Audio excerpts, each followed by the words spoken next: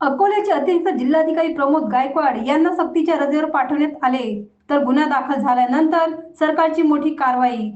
खाण आणि stone crusher मालकांना खंडणी मागण्याच्या आरोपावरून आज झाला अकोल्यातील MIDC पोलिसांमध्ये गुन्हा दाखल. आठवड्याभरापूर्वी खाण आणि क्रशर मालकांनी केली होती MIDC पोलिसांमध्ये तक्रार. या तक्रारीवरून करण्यात आला अतिरिक्त जिल्हाधिकारी गायकवाड यांच्यावर गुन्हा दाखल.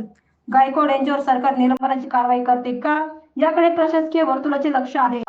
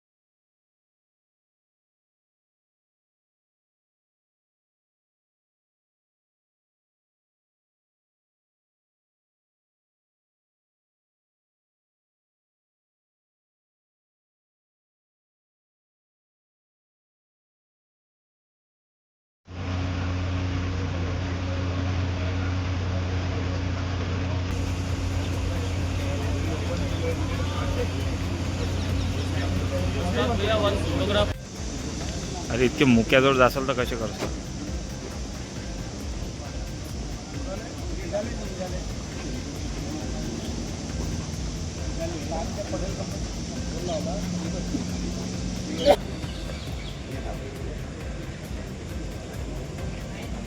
Yeah.